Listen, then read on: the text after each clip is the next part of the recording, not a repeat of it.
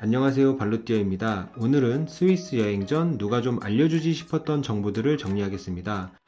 저는 고작 12일의 스위스 여행을 다녀왔기 때문에 스위스에 대해 전문가는 아니지만 나름 알차게 제가 다녀올 24일간의 스위스 이탈리아 일정을 계획했습니다. 여행하는 24일간 매일 저녁 그날의 실제 일정과 비용을 엑셀에 기록하다 보니 이거는 초행자가 미리 알면 좋겠다 싶은 정보들이 있어서 정리해보았습니다. 제가 설명 중이다 보니 영상이 길어져서 2, 3편으로 나눠 올리겠습니다.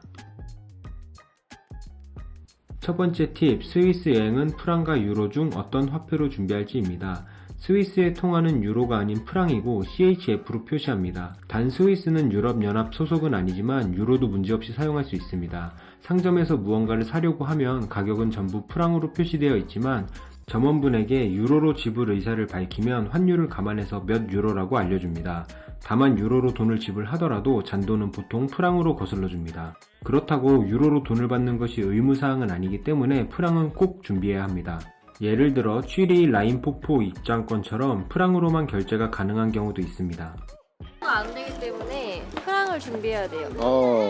그게 아니라면 신용카드로 해야 됩니다. 갑시다. 만약 신용카드로 결제한다면 화폐는 프랑으로 할지 유로나 달러로 할지 점원분이 묻는 경우가 있는데요. 유로나 달러는 스위스 자국 화폐가 아니기 때문에 카드 결제할 때 별 생각 없이 유로나 달러로 하게 되면 이중 환전으로 인한 수수료까지 소비자가 부담하게 되니 카드 결제는 프랑으로 하겠다고 하시면 됩니다. 정리하자면 스위스만 가실 분들은 프랑으로만 환전해서 준비를 하셨다가 부족한 금액은 신용카드로 결제하되 통화는 프랑으로 하시면 됩니다.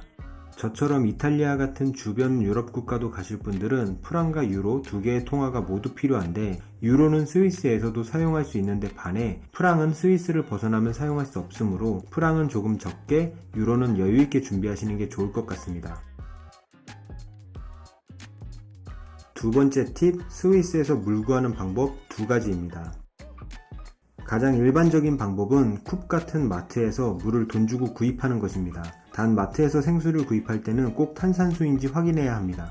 생수는 스틸 워터라고 쓰여진 물을 사시면 됩니다. 녹색과 파란색 뚜껑처럼 스파클링 워터라고 쓰여 있으면 탄산수입니다. 다만 도시가 아닌 미렌 같은 작은 마을에 있는 마트를 가면 설명이 안 쓰여진 경우도 많습니다. 그럴 때는 쿱 온라인 쇼핑몰에서 확인하시면 됩니다. 워터를 검색하시면 다양한 물 종류가 나오는데요. 카보네이티드는 전부 탄산수이므로 페트병색을 확인하고 제외하시면 됩니다. 가장 많이 보이는 스위스 알피나 기준으로는 빨간 뚜껑이 논카보네이티드, 즉 생수입니다. 귀찮다 하시는 분들은 대충 붉은색 계열이 생수라고 생각하시면 됩니다. 저는 한 3번 탄산수에 당했습니다. 다른 하나는 수돗물이나 분수대물을 마시는 것입니다. 실제로 스위스의 물관리 수준은 굉장히 높아서 수돗물, 분수대물은 마셔도 되는 물입니다. 워터 디펜스라는 사이트에서 2023년 세계 10대 깨끗한 수돗물 국가를 선정했는데 스위스는 5위를 기록했습니다. 과거에는 1등이었다는데 조금 밀렸나 봅니다. 스위스 관광청에서도 당연히 여행객들에게 수돗물의 사용을 권장하고 있습니다. 다만 한국 사람들에게 수돗물이나 분수대에서 물을 마시는 행위는 익숙하지는 않기 때문에 평소에는 사서 마시되 하이킹을 하다가 이동 중 물이 없어서 곤란할 때 정도만 근처에 보이는 분수대나 수돗물을 마시면 될 것 같습니다. 사실 저도 마셔볼까 했지만 한 번도 안 마셔보긴 했습니다. 세 번째 팁, 스위스는 일찍 자고 일찍 일어나 움직이기입니다. 한국, 일본 등 아시아 국가는 대부분 저녁에도 밝고 상점들이 운영되기 때문에 늦은 시간까지 여행할 수 있습니다. 하지만 스위스는 저녁 7시 정도면 대부분 상점이 문을 닫고 심심한 곳이 됩니다. 조용한 마을에 속하는 인터라켄, 그린델발트의 경우 낮에는 자연을 보며 시간을 보내지만 7시 이후엔 대부분 상점이 닫아 주변이 어둡고 돌아다니기도 힘들 정도로 조용해집니다. 마을보다 규모가 큰 도시에 속하는 취리 루체르는 몇몇 상점들이 저녁 때까지 영업을 하지만 그마저도 호프집 일부이고 10시에는 거의 다 닫는다고 보면 됩니다.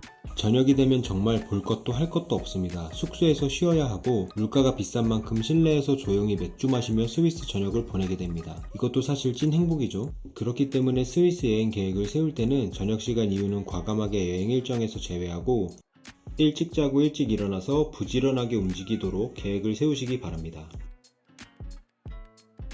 네 번째 팁, 스위스 여행은 멀티 어댑터를 챙겨갑시다. 스위스는 콘센트 구멍이 2개짜리와 3개짜리가 있습니다. 월드 플러그에 접속하면 나라별 콘센트를 알 수 있습니다. 스위스를 조회하면 C타입과 J타입 두 가지 형태의 콘센트를 사용한다고 합니다. J타입은 살면서 한 번도 보지 못한 3구짜리 콘센트입니다. C타입은 한국과 비슷한 돼지코 2구짜리 모양입니다. 하지만 한국에서 가져간 전자기기를 꼽아서 사용할 수는 없습니다. 같은 C타입이라도 유럽 대부분 국가와 한국은 기둥 두께가 4.8mm인데 스위스, 이탈리아는 4mm이기 때문에 한국 콘센트 다리가 0.8mm 두꺼워서 4mm 구멍 크기인 스위스 C타입 콘센트에 안 들어갑니다. 즉 이런 4mm짜리 EU 플러그 C타입을 지원하는 멀티 어댑터를 준비해야 합니다.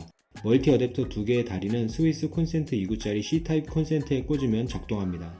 신기하게도 J타입은 구멍이 3개지만 멀티 어댑터 C타입으로 2개 구멍만 끼워도 정상 작동합니다. 즉 3개의 구멍 중 가운데는 플러그를 꼽지 않아도 정상 작동합니다. 다만 3구짜리 J타입 콘센트는 보통 원형으로 배치되어 있기 때문에 멀티 어댑터 부피로 인해 서로 간섭이 생겨서 한 개밖에 사용을 못하니 참고하시기 바랍니다.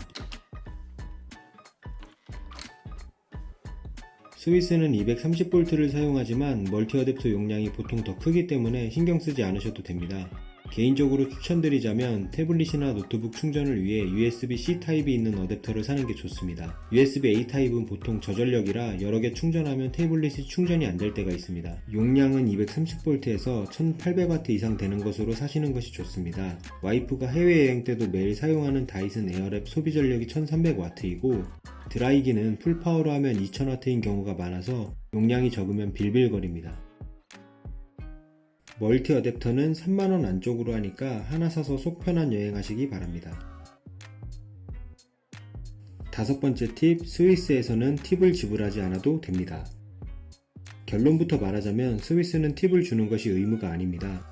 사람마다 말이 달라서 아티클을 찾아보니 1970년대 초부터 스위스 연방법은 서비스 요금은 청구소에 포함하는 것으로 지정하면서 팁은 법적으로 폐지가 맞습니다. 이미 식당 또는 메뉴 가격에 15%의 서비스 차지가 포함되어 있습니다. 하지만 의무가 아닐 뿐 문화적으로는 팁 문화가 완전 사라진 것은 아닙니다. 호텔 직원에게 팁을 줄 경우 1, 2프랑 정도가 적당한 수준이고 레스토랑에서 좋은 서비스를 받았다면 10% 미만의 팁을 내기도 한다 합니다. 하지만 스위스는 최저임금과 1인당 소득이 다른 국가와 비교했을 때 높기 때문에 팁을 주지 않는다고 해서 상대방도 이를 무례하다고 보지 않습니다.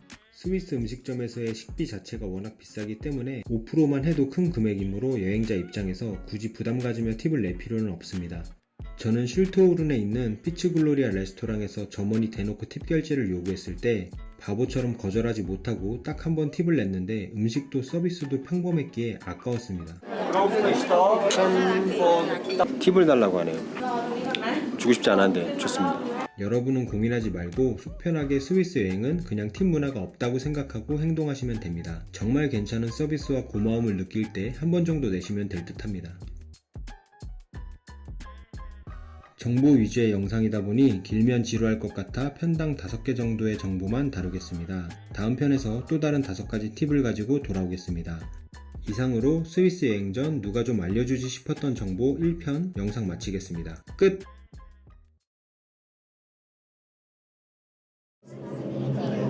골든패스 라인 타실 때 꼭 커피나 이런 데는 여기다가 끼워 놓으세요. 경사진대가 갑자기 나오고 덜컹거릴 때가 있다 보니까 쏟을 수 있거든요. 이렇게 찝찝구이. 이렇게 쏟아버렸습니다. 꼭 요거 활용